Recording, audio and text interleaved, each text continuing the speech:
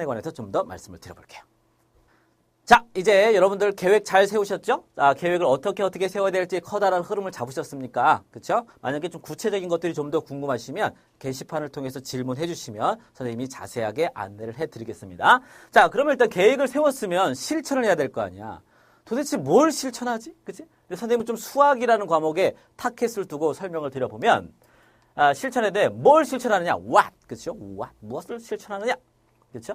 일단 개념 정리를 잘 해야겠죠. 그치? 수학 말하면 개념 정리를 할 수 있도록 계획을 세워야 되는데, 자, 그럼 개념서의 단권화를 하라.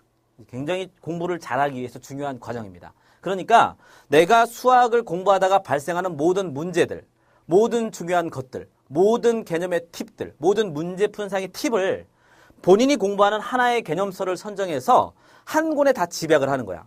예를 들면 내가 문제를 풀다가 요런 문제 정말 특이한데? 요렇게 푸는 방법이 있었네? 그럼 그거를 그냥 거기서 끝나지 마시고 여러분들이 공부하는 개념서 있잖아요. 개념서를 펴가지고 거기에다 어느 단어는 어느 부분에 따로 메모를 해놓는 거예요. 뭐 포스트잇을 붙인다든가 나름대로 해서 개념서에다가 본인의 어떤 노하우를 집약을 하는 거예요. 선생님 강의를 듣다가 다비 선생님이 저런 내용 정말 기발한 생각이다. 다비 선생님 정말 짱이야. 이런 생각이 드는 어떤 내용이 있었다. 그 내용을 여러분들이 가지고 있는 개념서에 정리하는 거예요. 그 개념서는 여러분들이 선정하셔도 됩니다. 그치? 뭐든지 상관없어요. 그래서 수학 공부를 할 때 발생하는 모든 내용들은 다 그 개념서에 그 개념에 대한 팁만 봐도 딱 생각이 나도록 집약을 하시는 거예요. 이 방법은 사실은 수학에 국한되는 것이 아니라 모든 과목에 다 적용되는 거예요. 개념서의 단권화. 선생님이 개념서의 단권화를 가지고 공부를 시켜서 많은 학생들이, 그치? 여러분들이 정말 가고 싶어 하는 대학, 서울대학에 많이 입학을 했습니다. 그쵸? 근데 얘가 진짜 정말 중요해. 알겠지? 공부 잘하려면 개념서를 단권화를 잘 하셔야 됩니다. 그래서 공부하실 때 일단 방학 동안에 개념서 단권을 한번 실천을 해보시기를 선생님이 당부를 드리고요. 자, 그 다음에 이제 문제풀이를 해야 될 거 아니에요. 개념 정리를 했으면. 근데 문제풀이 할 때는 반드시, 그치? 우리는 실력을 물론 쌓는 것이 일단 가장 중요한 목적이지만 두 번째는 시험을 잘 봐야 돼. 아무리 실력이 좋아도 있잖아. 시험 못 보면 대학 못 갑니다. 그치? 시간 안에 푸는 연습. 정확하게 항상 시간을 재놓고. 그치?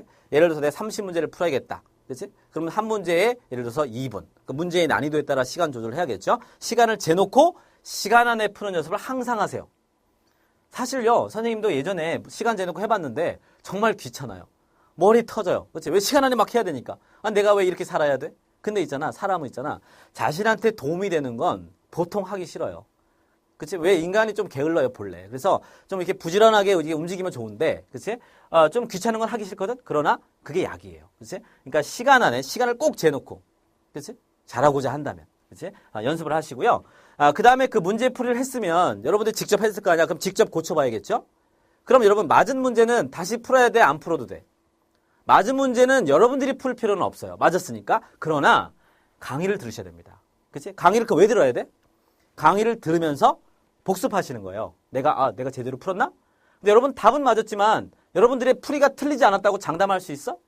여러분들이 그 노력한 것이 정확하게 여러분들이 정확한 풀이로 갔다고 장담할 수 있어요? 그걸 선생님과 함께 강의 속에서 확인을 하셔야 돼요. 그리고 나서 확인하다 보면 나는 이렇게 풀었는데 다비 선생님은 이렇게 푸니까 정말 쉽구나. 그런 아이디어가 있을 거 아니야. 그 아이디어를 어떻게 한다? 그렇죠? 다시 개념서로 가야 되는 겁니다. 개념서를 단권화시키는 거예요. 무슨 말인지 아시겠죠? 이렇게 꼭 하셔야 됩니다. 자, 그리고 반드시 그렇죠? 문제를 풀었으면 그 오답을 분석해야 되겠죠. 그렇지? 그래서 오답을 분석할 때 틀렸다. 그럼 그걸 그냥 틀렸구나 하고 체크만 끝나는 게 아니라 내가 이걸 왜 틀렸을까? 내가 왜 틀렸지? 내가 실수로 틀렸나? 그럼 내가 만약에 이거 틀렸어. 그럼 내가 이 문제를 다음에 틀리지 않고 또 맞으려면 어떠한 공부를 했어야 하나? 그걸 전략을 나름대로 세우는 거야. 내가 근데 만약에 이걸 분석하다 보니까 도저히 해결이 안 나는 어떤 궁금증이 있어. 그럼 게시판에 선생님한테 질문을 하세요.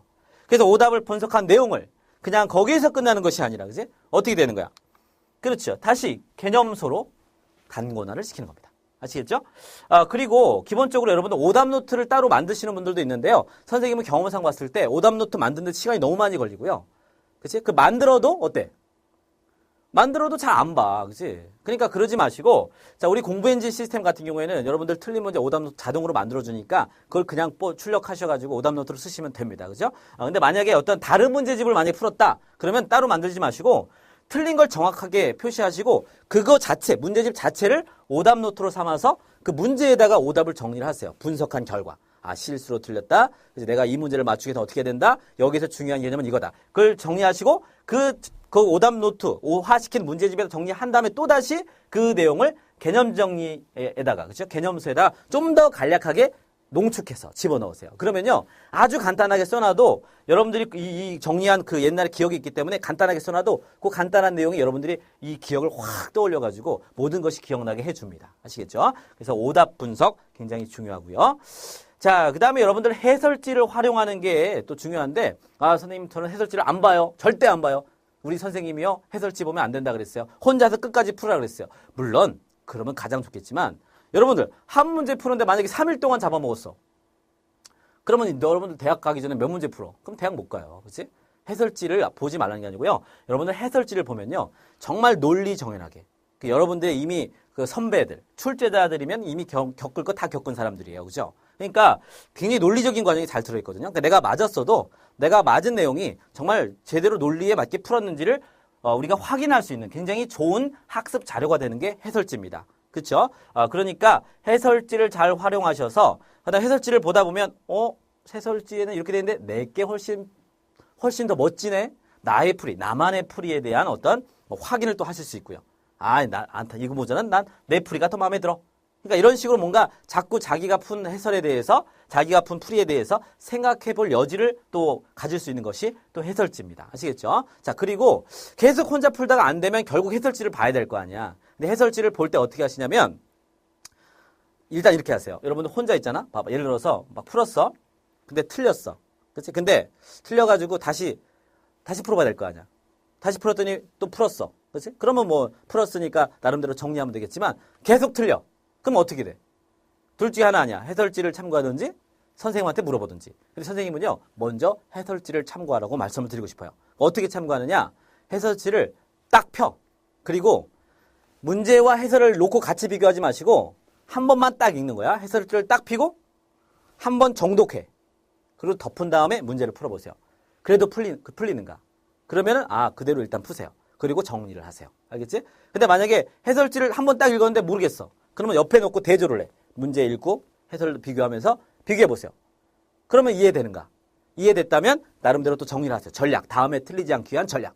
근데 해설지를 놓고 펴서 분석을 했는데도 도대체 무슨 말인지 모르겠어. 그러면 선생님한테 선생님 질문하고 하시는 거예요. 아시겠죠? 그러니까 해설지를 활용하도 굉장히 중요하니까 무조건 해설지를 안 본다라고 생각하지 마시고 적극적으로 활용을 잘 하시고. 아시겠죠? 그래서 이런 것들을 잘 실천하셔서 정말 효율적인 방학, 효과적인 방학이 됐으면 좋겠습니다. 자, 그럼 마무리하시죠. 자, 여러분들 많은 도움이 되셨습니까? 자, 여러분들 일단은 계획을 잘 세우시고요. 그 세운 계획을 잘 실천하셔야 됩니다. 그렇죠?